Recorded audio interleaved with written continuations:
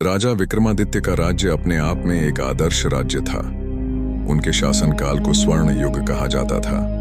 प्रजा की खुशी और समृद्धि की कहानियां दूर दूर तक प्रसिद्ध थीं। नगर के हर कोने में रौनक थी, व्यापार फल फूल रहा था और हर व्यक्ति अपने जीवन से संतुष्ट था। राजा स्वयं धर्म और न्याय के पालन करता थे। उन्होंने न केवल अपनी सेना को शक्तिशाली बनाया था, बल्कि प्रजा के हित में कई योजनाएं भी चलाई थीं। लेकिन जैसा कि हर सुनहरे युग के साथ होता है, इस शांति और समृद्धि पर संकट के बादल मंडराने लगे। यह संकट एक ऐसी अजीब और रहस्यमयी घटना के रूप में प्रकट हुआ जिसने पूरे नगर को भय के साए में डाल दिया। नगर के बाहरी इलाके में बसे हुए किसान और चरवाहे अपनी दिनचर्या में व्यस्त रहते थे।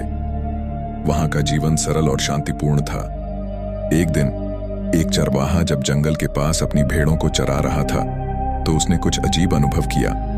उसे दूर से एक बहुत बड़ी परछाई दिखाई दी जो धीरे धीरे उसकी ओर बढ़ रही थी। उसने ध्यान से देखा, लेकिन वह कोई इंसान नहीं था। वह एक विशाल आकृति थी जिसकी आंखें अंगारे जैसी जल रही थीं। डर के मारे चरवाहा अपनी भेड़ों को छोड़कर भाग खड़ा हुआ। जब वह गांव पहुंचा तो उसने सभी को अपनी आप बीती सुनाई। लोग पहले तो उसकी बातों पर हंसे, लेकिन अगले ही दिन गांव के कुछ लोग गायब हो गए। यह घटना नगर में फैलते देर नहीं लगी। राजा तक खबर पहुंची, लेकिन उन्होंने इसे केवल एक अफवाह मानकर नजरअंदाज कर दिया।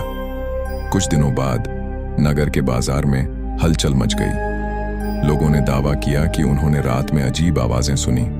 यह आवाजें ऐसी थीं मानो कोई बहुत बड़ा जानवर दहाड़ रहा हो।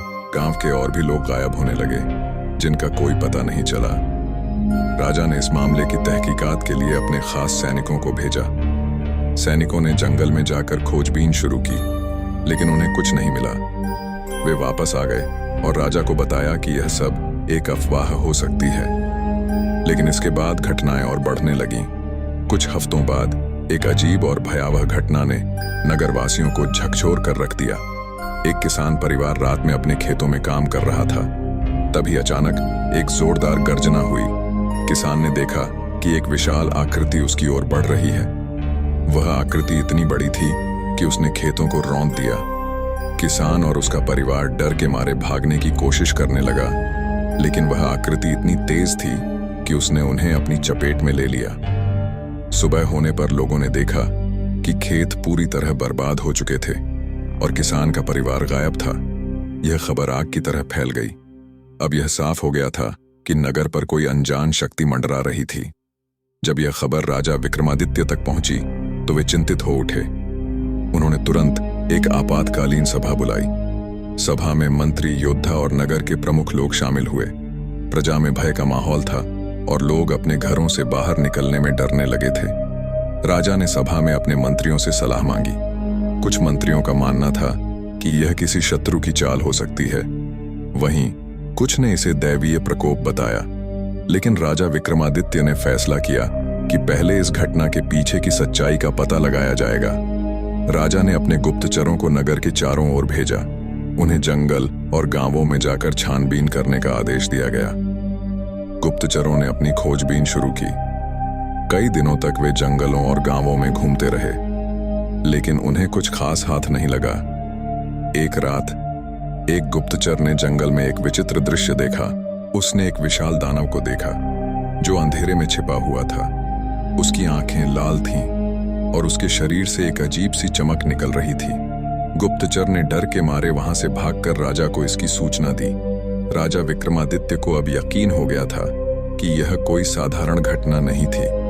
यह एक अदृश्य खतरा था जो धीरे धीरे उनके नगर पर हावी हो रहा था। उन्होंने तय किया कि अब इस दानव का सामना करना होगा। गुप्तचरों की रिपोर्ट ने राजा विक्रमादित्य के नगर में हलचल मचा दी। प्रजा पहले से ही दहशत में थी और अब यह साफ हो गया था कि यह कोई साधारण मामला नहीं था। लोग दिन में भी अपने घरों से बाहर निकलने से डरने लगे थे। खेतों और बाजारों में सन्नाटा छा गया। राजा विक्रमादित्य ने नगर में चौकसी बढ़ाने का आदेश दिया। सिपाहियों को रात में गश्त लगाने के लिए तैनात किया गया। लेकिन दानव का आतंक यहीं रुकने वाला नहीं था। उसने जल्द ही अपने भयावह रूप को नगरवासियों के सामने प्रकट किया। एक अंधेरी और ठंडी रात थी। नगर के बाहरी इलाके में स्थित एक छोटे गांव में लोग अपने घरों में सो रहे थे। अचानक तेज गर्जना के साथ धरती कांप उठी। लोग हड़बड़ाकर उठे और देखा कि एक विशाल परछाई गांव की ओर बढ़ रही है। यह कोई और नहीं बल्कि वही दानव था जिसकी चर्चा हर तरफ हो रही थी। उसकी लंबाई इतनी अधिक थी कि वह गांव के सबसे ऊंचे पेड़ों से भी बड़ा लग रहा था। उसकी आंखों से अंगारे जैसी चमक निकल रही थी और उसकी हर एक कदम से धरती हिल रही थी। दानव ने गांव के खेतों को अपने बड़े बड़े पैरों से रौंद दिया। गांव के लोग डर के मारे इधर उधर भागने लगे, लेकिन दानव की गति इतनी तेज थी कि वह कुछ ही क्षणों में कई घरों को नष्ट कर चुका था। कुछ साहसी ग्रामीणों ने अपने हथियार उठाए और दानव का सामना करने की कोशिश की। उनके पास जो भी था, कुदाल, कुल्हाड़ी, भाले, उन्होंने दानव पर फेंकने का प्रयास किया, लेकिन दानव का शरीर इतना कठोर और विशाल था कि इन हथियारों का उस पर कोई प्रभाव नहीं पड़ा। उसने अपनी भयानक गर्जना से आसपास के लोगों को आतंकित कर दिया। दानव ने गांव के कई लोगों को अपने पंजों में पकड़ लिया और उन्हें अंधेरे जंगल में ले गया। बाकी लोग अपनी जान बचाकर भागे और नगर की ओर दौड़े। उन्होंने राजा के महल में पहुंचकर इस हमले की खबर दी। सुबह होते ही गांव का मंजर देखने लायक नहीं था। जहां पहले हरियाली थी, वहां अब बंजर भूमि दिख रही थी। टूटे हुए घर और बर्बाद खेत दानव के आतंक की कहानी कह रहे थे। राजा विक्रमादित्य ने तुरंत एक सभा बुलाई। इस बार मामला गंभीर था। उन्होंने अपने मंत्रियों और सैनिकों से इस समस्या का समाधान खोजने के लिए कहा। सभा में बहस शुरू हुई। कुछ मंत्रियों ने सुझाव दिया कि दानव से मुकाबला करने के लिए एक विशाल सेना भेजनी चाहिए। वहीं कुछ ने कहा कि यह कोई सामान्य प्राणी नहीं बल्कि किसी प्रकार का श्राप हो सकता है। उन्होंने कहा कि इस समस्या का समाधान धर्म और तांत्रिक उपायों से हो सकता है। राजा ने दोनों विचारों को ध्यान में रखते हुए एक विशेष योजना बनाई। उन्होंने अपने सबसे बहादुर सैनिकों और सेनापतियों की एक टुकड़ी बनाई जो दानव का पता लगाकर उसका सामना कर सके। साथ ही नगर के प्रमुख विद्वानों और तांत्रिकों को बुलाया गया ताकि इस समस्या का गूढ़ रहस्य समझा जा सके।